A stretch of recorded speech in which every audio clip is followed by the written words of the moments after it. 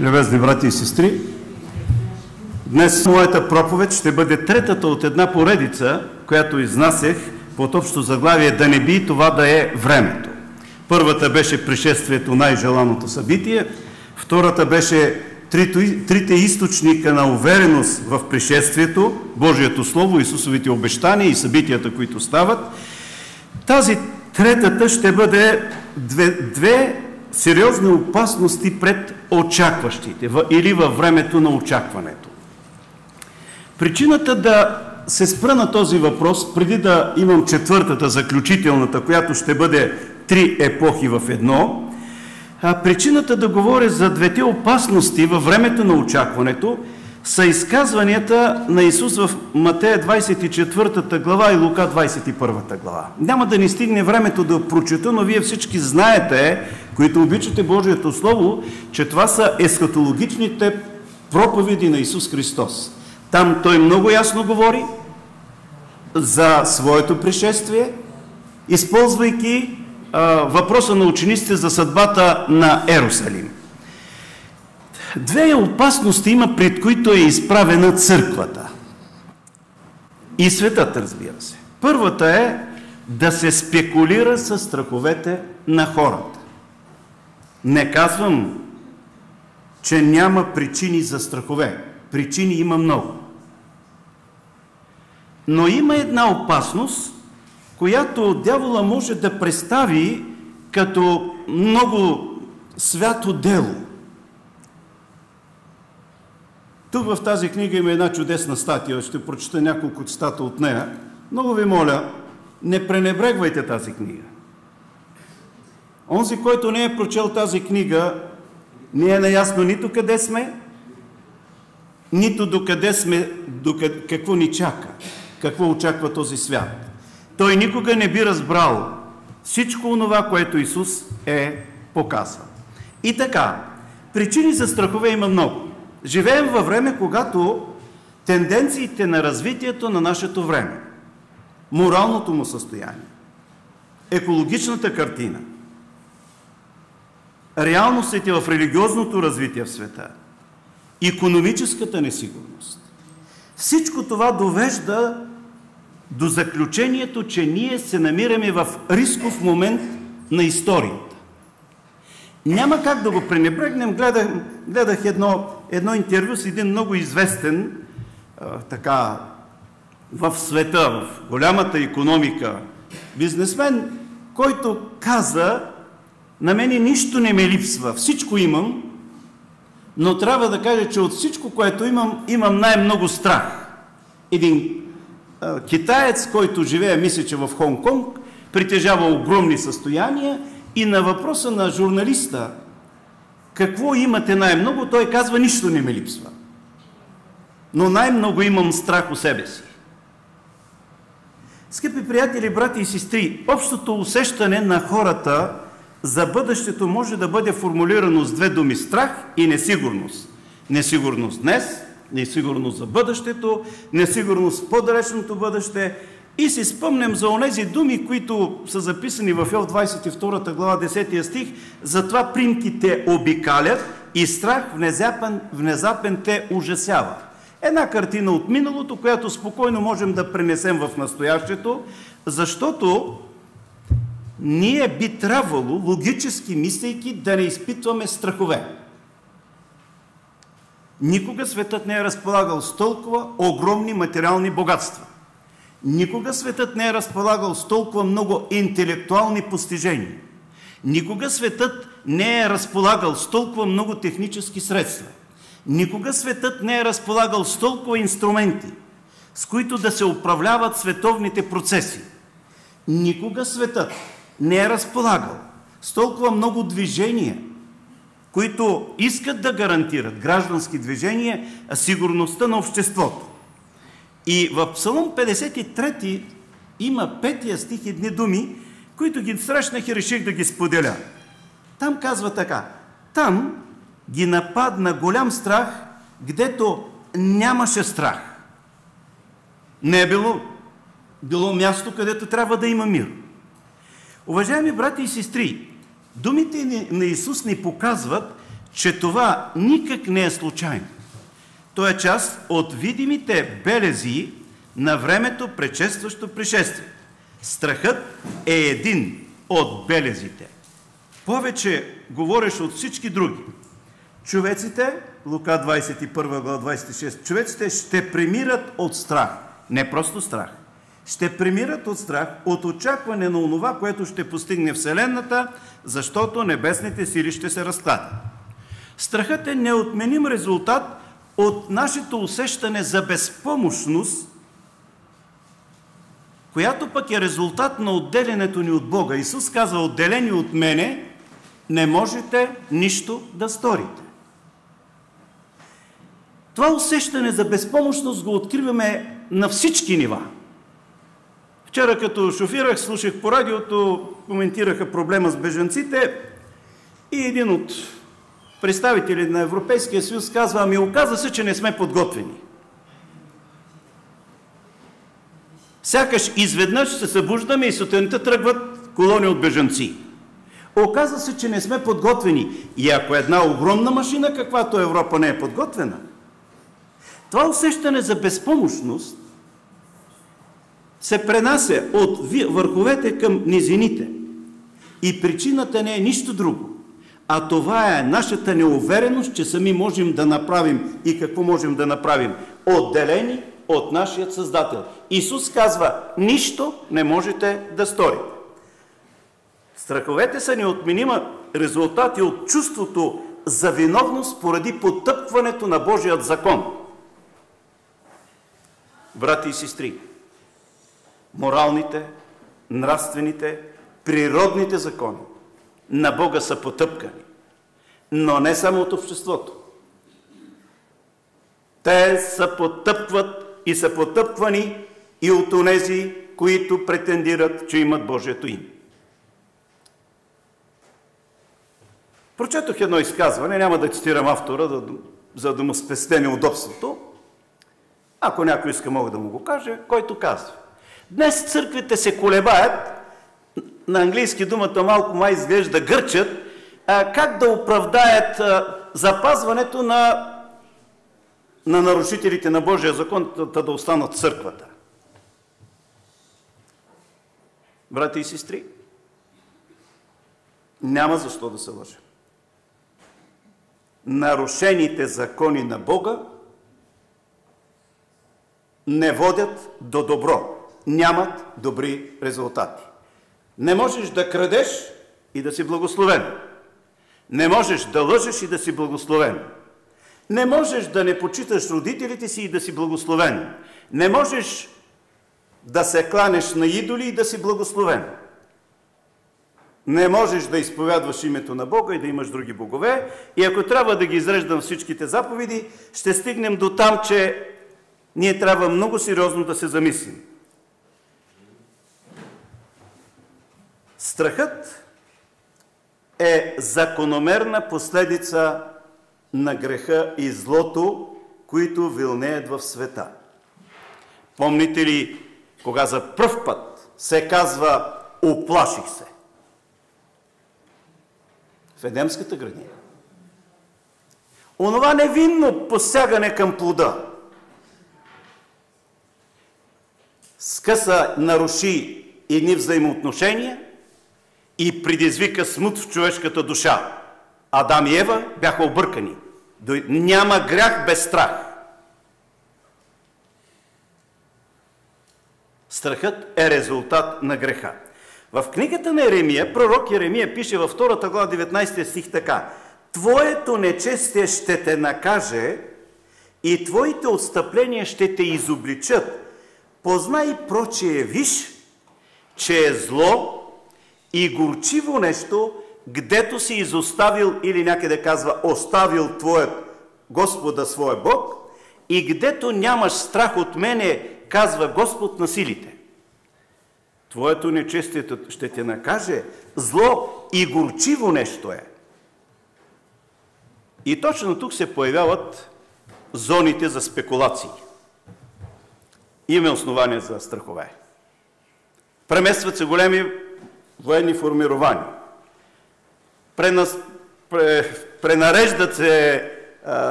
силите в световно отношение. Всичко се превръща в оръжие. Не само бомбите, не само ракетите. Горивата се превръщат в оръжие, прехраната се превръща, всичко се превръща в оръжие. И точно тук се появяват спекулациите. Дявола е измислил хитър план да бъдем подмамени ние хората в името на разни измислени и конспиративни теории за края на света. Това не е ново. Дявола е пипнал в торбата с арсенала си. Помните ли какво писа апостол Павел над първата църква? Относно пришествието, ако дойде някой и казва, че денят е настъпил, да се не поклаща телесно от здравия разсъдък. То не бяха дати, то не бяха събития, то не бяха врачки, гледачки, екстрасенси, то не бяха религиозни дейци. Объркващите послания, които заливат обществото и целия свят, правят обстановката все по-несигурна. В среда трябваше да посетя едно семейство, поканили са ме отдавна, даже малко ми бяха обидени и жената сутринта ми звънна и ми каза: пасторе, понеже не сме членове на вашата църква, посещаваме друга църква, вие не щете да дойдете, нали сте уж християни? И не беше права. Аз си обещах, пък не успях. Казвам: вижте, днес ще дойда. Отидох там, тя от вратата ме посрещна с изстрел от упор. Кажи ми, верно ли е, че Исус ще дойде на 29 септември? Казвам: сестро мила, ако е верно, ще ме видиш с раница на гърба, с гуминки и хващам някъде баирите. Тя ме погледа, не казва: тук не имахме посещение на една група млади хора. И те ни казаха, и ние с моя мъж сме много объркани. Питахме нашия пастор, той вдигна рамене и каза: вижте сега, дали е верно или неверно, би трябвало да питаме Библията. И така имахме един разговор, но разбирате ли, объркващи послания, които заливат обществото и целят хората да загубят здравия си разсъдък, да се впуснем, без да проверяваме, да гарантираме нашата сигурност. Вместо да укрепваме доверието си в Божието Слово, че Господ няма да направи нищо, без да открие това на слугите си пророците, вместо да посветим усилията си и средствата си за разнасяне на евангелските истини, вместо да работим за освещение на характерите си, ние ставаме жертва на объркващи послания. И сега слушайте добре, защото не случайно ви препоръчах тази книга. Тук пише, че онези, които ще издържат в критичния час, отбелязал съм, сигурно ще спеса, за да го ето, когато дойде времето на изпитанието, ще се открият всички, които са направили Словото Божие правило на живота си. Тази книга не е пътеводител, тя ни сочи към пътеводителя. И понеже нямаме време да четем Библията, нямаме време да изучаваме пророчествата, но имаме време да слушаме посланията, които ни объркват, и вижте, и ние не сме застраховани. И с готовност започваме да правим странни неща. Тази жена ми разказа, че нейната приятелка, която е била на гости, обявила на съпруга си, който не е вярващ, че напуска семейството и тръгва да събира храна, защото ако Исус дойде една седмица преди това, щяло да има страшно гонение. Онези, които малко поне са чели Библията, знаят, че това е измишльотина от най-евтин вид. Скъпи брати и сестри, нещо повече. Посетилите казали: всичко каквото имате, трябва да го прехвърлите на нашия водач. Защото той знае как да го употреби добре в тези оставащи някакви дни. За съжаление, и ние адвентистите вероятно няма да бъдем пожалени от тази спекулация. Много често се използват като потвърждаващ фактор и аргумент за някакви специфични, неясни и неточни теории писанията дори на Елена Вайт. И причина за това е, че някои не четат писанията на Елена Вайт. Те чакат някой да им го поднесе и да вземе от тук маничко, и от тук малко, и от тук малко и да направи един бръмбър, който го няма въобще в духовната среда. Други четат избирателно. Трети пренебрегват принципа, който се следва при четене на Библията, също и при духа на пророчеството, какъв е контекста, каква е целта на посланието. И много често искрените хора стават жертва на спекулации, които идват от невярващи хора, да, даже няколко пъти от вярващи. Пример. Миналата седмица ми казаха, че някой бил казал, че идва финансова криза и трябва да се теглят влоговете. Това е причината да не изнесат трите епохи в една. И много наши хора звънят и питат: пастор Левтеров, да си теглим ли влоговете? Да си купуват имоти, каравани? Защото в САЩ неделният закон бил вече в сила и започват гонения. Каква е истината? Брати и сестри, финансова криза не идва. Аз знам, сега ви сте учили. Ние просто сме си в нея. Тя не е от сега. Ние сме в финансова криза от Адамово време до наше време. Помните ли какво правеше Соломон по времето, на който златото беше като черниците? Товареше данъци върху обществото.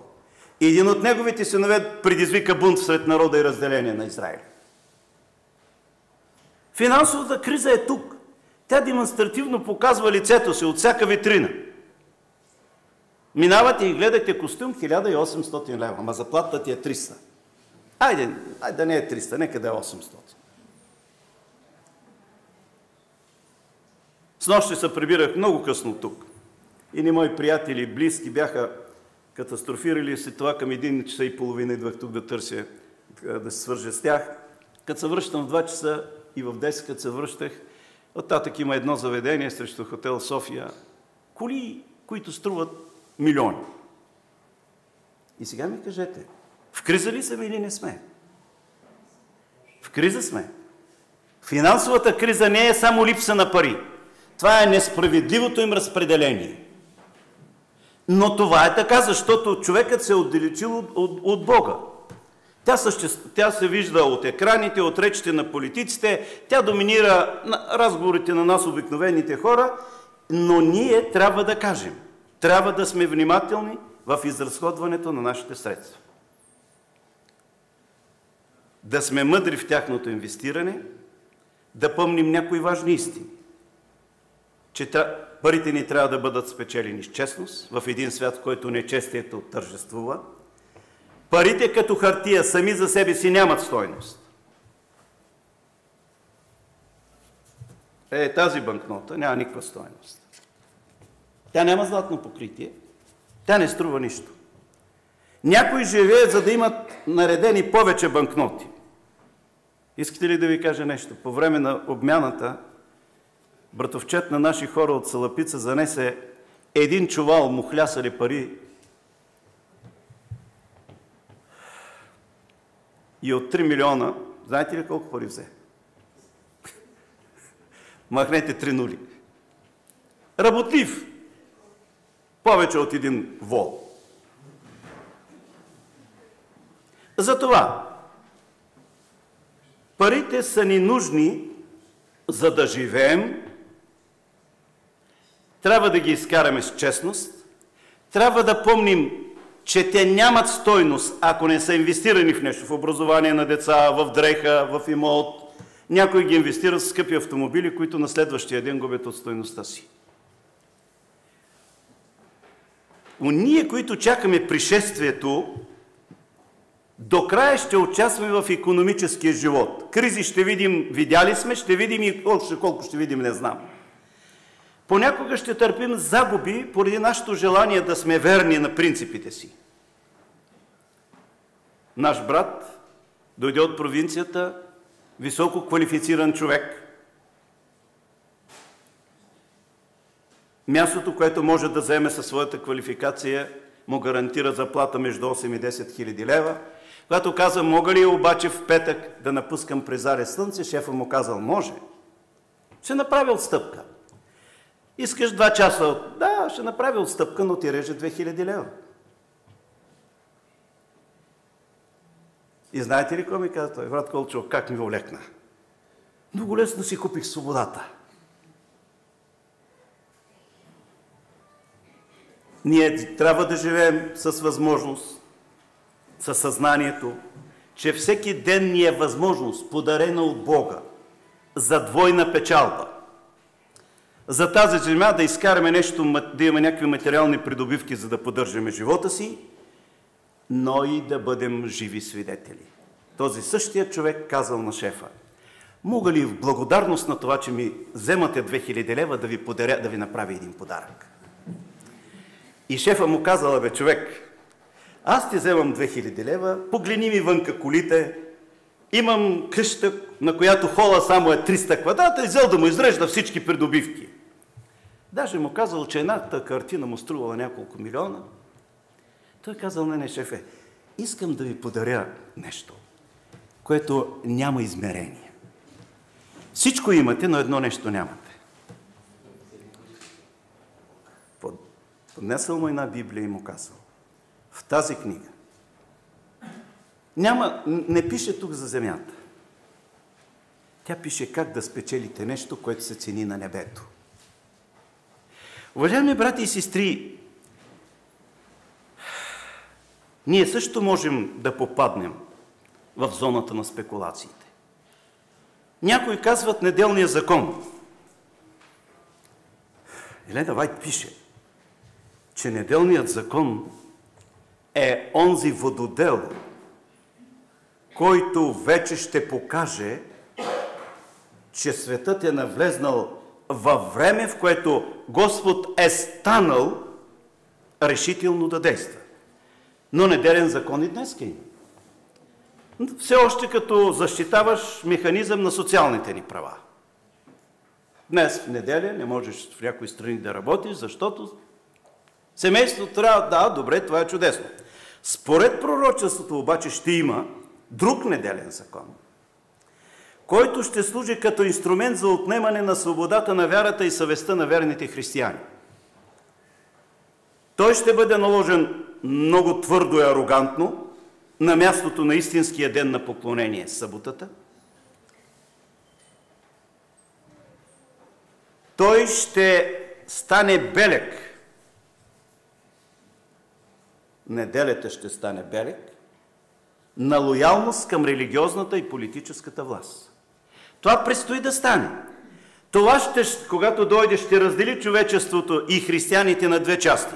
Верни на земните авторитети и власти, верните на Бог и Неговия закон. Има вероятно неща, които ние не знаем. Какво планират силите, които ще се опълчат спрямо Бога? Бог не ни е открил. Той казва, че това ще стане. В книгата Великата борба много добре е описано. Какви са пъклените планове на лукавия демон? Как ще се опита да притисне, да отнеме религиозната свобода? Но и какви са плановете, по които Бог ще действа? Ние не знаем. Вижте, това е в прерогативите на Бог. Сега да седна и да мисля какво Бог би направил, с други думи искам да кажа на Бог: я слезни от трона Твой небесен, да седна аз и да видиш колко съм мъдър. Няма да мога да го измисля. Както никой нямаше да измисли, че Вавилон ще падне за една нощ. Както никой нямаше да допусне, че Откровение 13 глава за една доминираща сила в последните дни Съединените щати ще се случи тогава, когато бившия Съветски съюз разполагаше с огромен потенциал. Кой можеше да допусне това? Как Господ ще го направи, не знам. Знам, че въвеждането на неделния ден ще предизвика гонение. Но това са неща, които не зависят от нас, а от Бог. Те не могат да почнат преди Бог да е решил, че е дошло времето. Колкото и напани да правим, да кажем, че те сега са започнали. Ако Бог не реши, те няма да почнат. Не могат да започнат преди Той да каже на ангелите от Откровение 7 глава: отпуснете ветровете. Да започне да духа. Нека да бъде ясен. Това, което днес преживяваме, е сладка детска приказка. Пред времето, в което, както пише духът, пророческия дух, злите сили, разярени, ще се опитат да компенсират онова време, докато Бог ги е задържал. Божията възпираща сила не позволява все още, според Откровение 7 и 14 глава, да се развият гонения в силата си. Защото, знаете ли защо? Има една хубава статия, няма да има време да ви прочета само един цитат. Айде само една дума да ви прочета. Живеем в най-тържествения период от историята на света. Участта на лутащите се човешки маси, населяващи земята, е пред непосредствено разрешение. Нашето бъдеще благополучие, а и спасението на други зависи от посоката, в която вървим сега. Имаме нужда да бъдем водени от духа на истината. Всеки последовател на Христос трябва сериозно да се запита: Господи, какво искаш да направя? И имаме нужда да се смиряваме пред Господа с пост и молитва и да разсъждаваме върху Неговото слово, особено върху сцените на съда. Сега трябва да търсим по-дълбока и по-жива връзка с Божиите неща. Нямаме нито миг за губене. Около нас се развиват събития от най-голяма важност, намираме се на омагьосана от Сатана почва. Не спете, Божии стражи, врагът бди отблизо, готов всеки момент да скочи върху вас и да ви направи своя плячка, ако се отпуснете и дремете. И сега идва един израз. Много хора се мамят по отношение на истинското си състояние пред Бога. Те са доволни, че не вършат лоши неща, а забравят, че Бог иска от тях да вършат благородни дела, които не са извършили. Мога да продължавам да чета, но няма да ни стигне времето. Страхотна статия. Като книга, ние научаваме от нея някои неща, които трябва да се случат. Затова, брати и сестри, много ми се иска, вероятно от есента, да направим един ден през седмицата, ако искате, или да изучаваме заедно Библията и духа на пророчеството, за да не ставаме лесна жертва на спекулации или на някой, който се опитва да прави Божия път по-тесен или пък по-широк. Знам, че ние като адвентисти ценим пророческите вести, че сме готови да претърпим всяка загуба на тази земя, само и само да сме готови за вечността, че искаме да посрещнем Исус подготвени. Но знам също така, че Сатана ще се опита да използва нашето желание да сме верни, като ни подхвърля лъжи, облечени в мантията на истини, за да ни накара да правим крачки в грешни посоки. Тук пишеше, че ние трябва да изпълним мисията си, че ние не сме подготвени. И вижте сега, малко по-нататък ще ви кажа какви гласове се чуват. И вижте как се подменя Божия план. Последното идва на първо място. След като ни подхвърли лъжа, облечена в истината, дявола ни кара да тръгнем нататък и когато не се случат нещата, той почва да ни унизява и ни се смее. Матея 24 глава, 24 стих. Ще се появят лъжехристи и лъжепророци, които ще се служат с големи знамения и чудеса, така, щото да заблудят, ако е възможно, и избраните. Кои са лъжепророците? Само вън. Извинявайте. Когато Исус дойде, той казва, че в оня ден мнозина ще ми рекат: Господи, Господи, не в Твое ли име, помните ли? Вършихме големи, велики неща, чудеса. Господ каза: не ви познавам. Мои приятели, брати и сестри, апостол Павел предупреждава църквата срещу такава опасност. Второто послание на Солунци, този текст, който се опитах да ви цитирам, сега ще прочита първи и втори стих на втората глава. А колкото за пришествието на нашия Господ Исус Христос и нашето събиране при Него, молим ви, братя, да се не поклащате лесно от здравия разсъдък, нито да се смущавате било от дух, било от слово или от послание, уж от нас изпратено, като че ли вече е настанал денят на Господа. Някой от вас да се съмнява, че апостол Павел вярва в пришествието?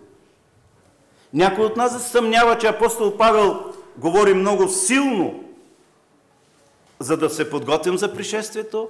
Някой от нас да се съмнява, че Павел мечтае пришествието да е по-скоро, но той съзира опасността. Дявола да ни подведе да променим онази схема на Божия план.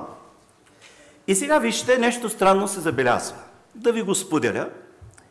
Часовника там не работи, дали няма да пропусна времето. Ще се опитам да бъда на време. Ще сложа моят часовник тук. Защото гледам 7:30, мога да ви говоря до 12:30 много. Вижте, Бог говори, сравнява църквата си за 10 девици. В притчата се говори за заспиване, за липса на масло, за събуждане. Говори се за разумни и неразумни. Това е нещо, което трябва да търсим аналог в нашето състояние. Да проверя какъв съм аз. Заспиваш или вече спяш? Свети ли ми светилника или не свети? Какво става с моя характер? Помните ли, че в светлината това е животът, който имаме, и маслото е Святия Дух и характер. Притчата говори за събуждане. Събудени ли сме? Стреснати ли сме? Значи това говори Исус. Сега какво говорим ние хората? Ние говорим за чипове. Сякаш това може да провали нашето спасение. Вижте, не ме разбирайте погрешно. Най-малко аз съм поддръжник на чиповете. Ако мога, бих им казал, отрежете ми ръката, не ми слагайте чип. Никой няма да ме пита. Но вижте сега, чипове, сложени от човеци, не могат да попречат на спасението. Верно ли? Верно е, брати и сестри. Сега обаче искам да ви кажа нещо. Има един чип,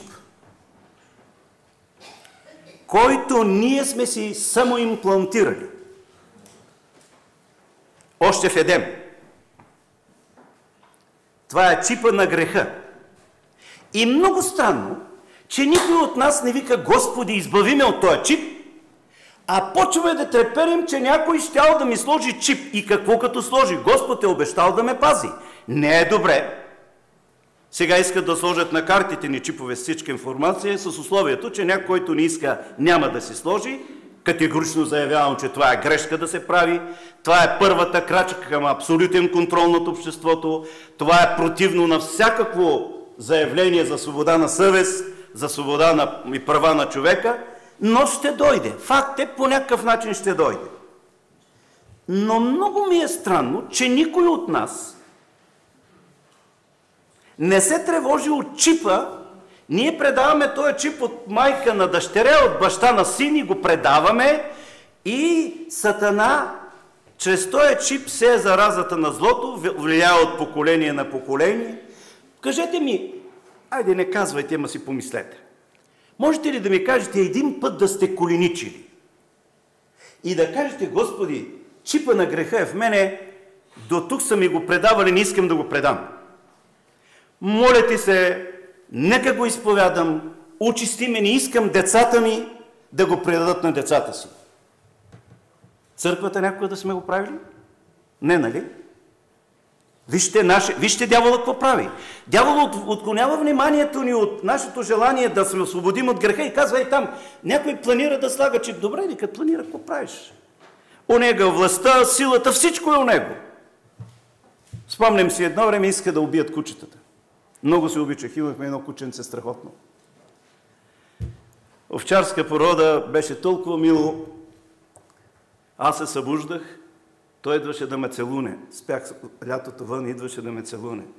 Казаха: ще убиват кучета, те са най-опасните за обществото, а тя целта била да ни ядат толкова хляб. И дръпнали един тел и трябваше да... И аз хич не исках. Отивам да скрия кучето, имаше едни доброволни отрядници, върват след мене. Къде си го сложил? Аз го мушна, а то милото изкимтя и го хванах. Не можах да го спася. Бог няма да позволи дявола да направи нещо, което е против волята ни и което пречи на нашето спасение. Бог ще ни пази. Вижте, ние, християните, трябва да се борим и да викаме небесния хирург да ни освободи от този чип. Но вижте сега какво става. За да не се освободим от този чип, и понеже той някой път не става много приятен, ние ние започваме да снижаваме стандартите.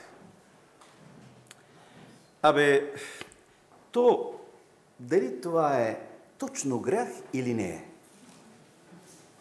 Кое е грях? Някой ще ми каже ли? Грехът е беззаконие. Малко или голямо. Черно или сиво.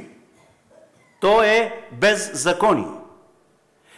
Всеки път, когато се опитаме да снижим стандартите, всеки път, когато се опитаме да се отнесем с неуважение към Божията свят, той Господ е казал,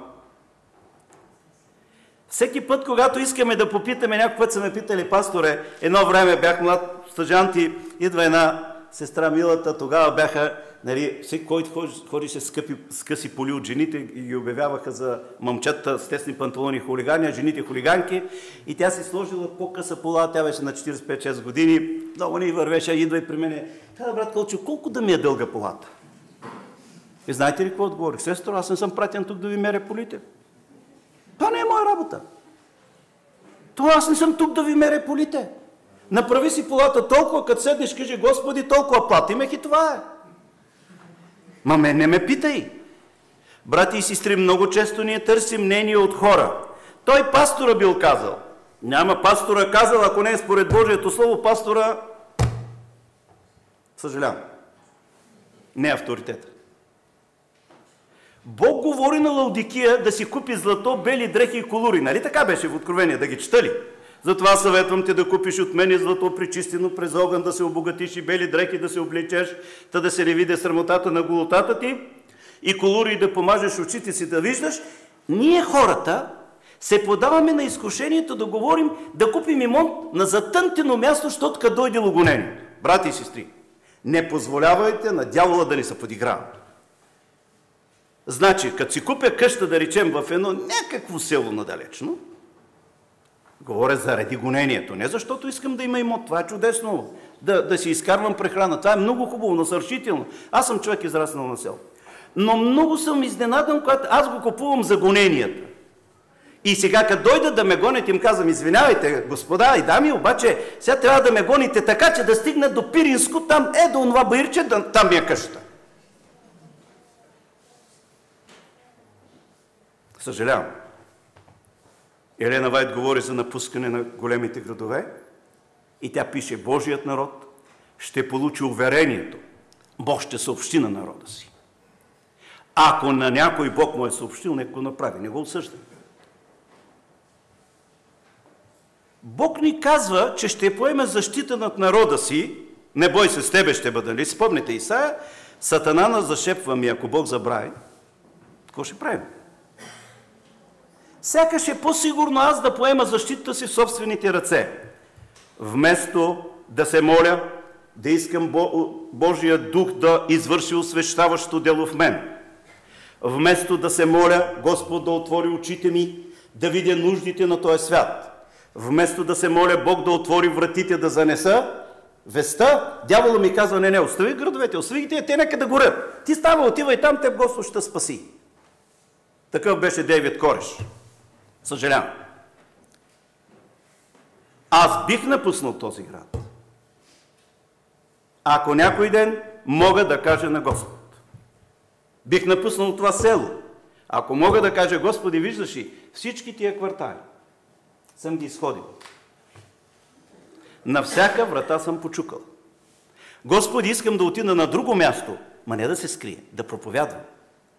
Помните ли, в 500 метра в диаметър, в тая около нас, колко магазина има? Помните ли? Брати и сестри, ние провеждахме евангелизация за това. Ние се опитахме да правим нещо. 478 магазина има. По 2 човека са 1000. Има над 1700 жилища в 500 метра в диаметър. И когато ние трябва да се събудим, да отидем, да кажем на тия хора, дявола казва, не, тигли влоговете и бягай. И много се боя, че ние можем да се подадем на провокациите на лукави. Бог е казал, че ние трябва да сме всред хората и когато дойде време тези хора да кажат, не ви искаме, ние няма да се натрапваме. Помните ли? Казаха на Исус, иди си от нас, той какво направи? Отиде си. Той каза, идете, всяка къща. Ако ви кажат, излезте, изступайте се праха, идете. Бог ни праща всред хората и сега вижте, ние може да не отидем някъде по Балканите. Но страховете ми са, че ние се затваряме в себе си. Все повече и повече се чуват гласове, те хората не вярват. Не съм съгласен. Има хора, които се интересуват и аз ви го казвам от личен опит, не ви го казвам просто като пастор. Бог ни учи да се стремим към свято живеене сред едно опако и извратено поколение. Сатана ни внушава излез от тия хора да се скрием. Знаете ли защо е това? Да няма град поставен на високо. Да няма запалени свещи. Да няма пример. Да останат единствените идеали, които се следват телевизията, радиото и звездите. Да се загуби добрият пример, че може да се води свят живот сред една несвята среда. Миналата събота следовето участвах в една сватба. Беше на едно много хубаво място, красиво, в един замък, древен. Преводачката имаше известни проблеми. Аз съм и труден за превеждане. Аз говоря бързо и така, не знам, дали Господ някой ще ми помогне да говоря по-бавно. Тя се затрудняваше, накрая се извинявам и казвам, много съжалявам, че ви измъчих. Тя ме погледна и каза, не, вие не ме измъчихте. Аз слушах и се питах, как така не съм го чула това по-рано и забравях да превеждам. Имаше един човек, който слушаше една така иронична усмивка и си казал на Пепа, жена, този човек, той е родопчанин, казвам, той иде от една хубава общност. Родопчани са много благи хора, много добри хора, за мен специално. Ама откъде тази ирония? И след това вечерта, след зале слънце, имаше вечеря, той дойде до мене, сложи си ръцете и каза, пасторе, много си виновен. Казвам, що? Къде живееш? В София. Да, това ясно е. Теб ти е хубаво в София. Кой ще дойде на нас да ни ги каже тия неща? Гледахте и се чудях, ако е толкова важно, що не сте ни ги казали? Интелигентен човек. Братя и сестри, си спомних за видението на Елена Вайт, помните ли, когато отказва да служи на Бога.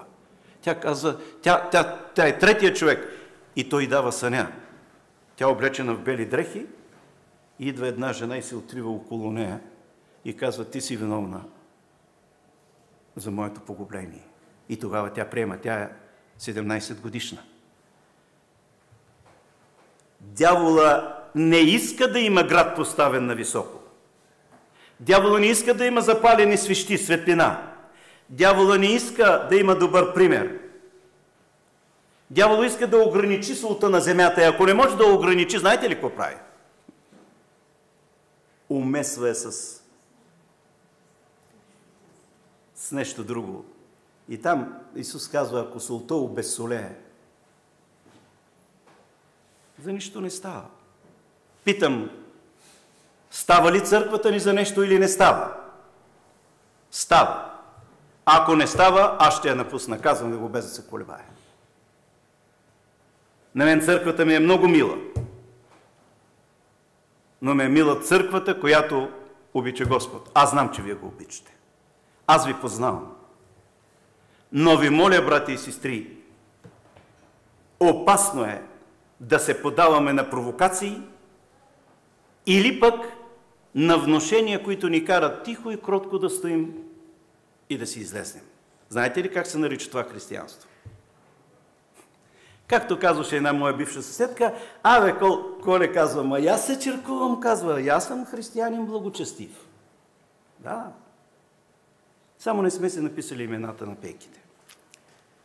Първо, не е честно да се подаваме на провокации. Втора точка. Още малко. Не е честно да премълчаваме истините, които Божието Слово и Духът на пророчество ни разкрива. Както не е честно да се спекулира с истини, да се спекулира с страховете на хората, така също не е честно да бъдат премълчавани истините за пришествието. Все едно, че нищо не се случва. Все едно, че нищо няма да се случи. Зато Исус им каза: погледнете смоковницата и всичките дървета. Когато вече покарат, вие като видите това, знаете, че лятото е близо. Брати и сестри, какво още трябва да се случи, за да знаем, че пришествието е близо? Какво още да се случи? Знаете ли какво? Само онзи висок вик.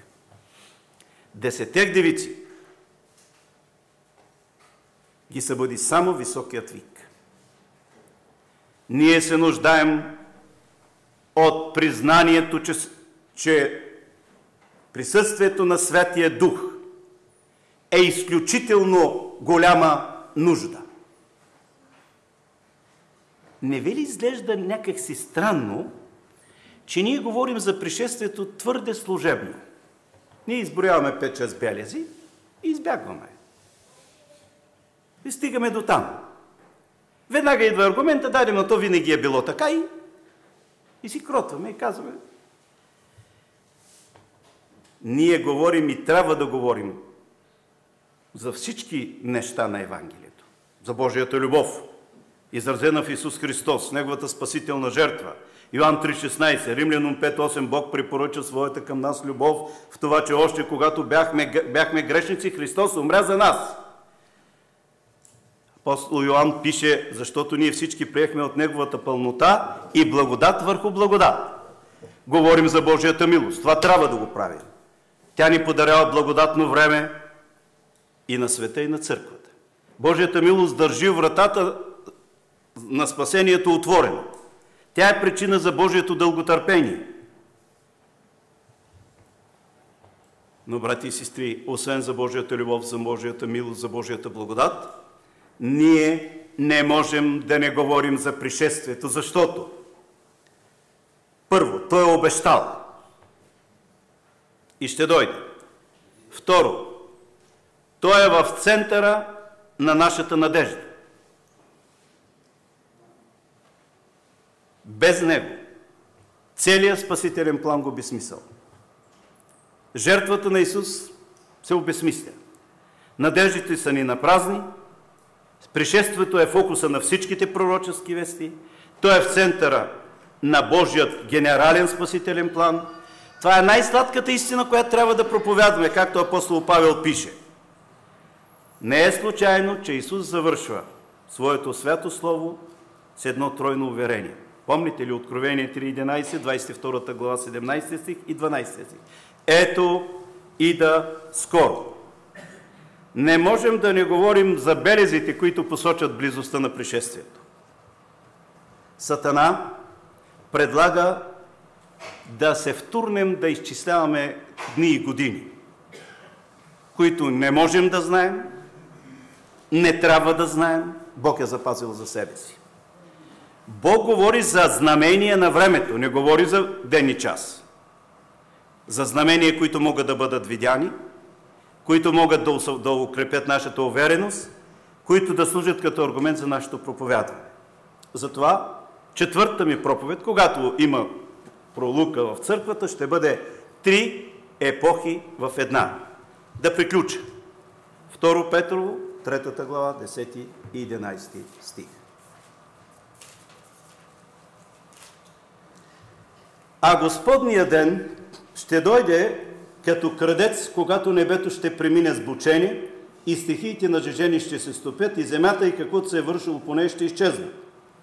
Прочее, слушайте сега добре, понеже всичко това ще се стопи, няма трябва, ще се стопи, какви трябва да сте, не казва къде трябва да сте вие.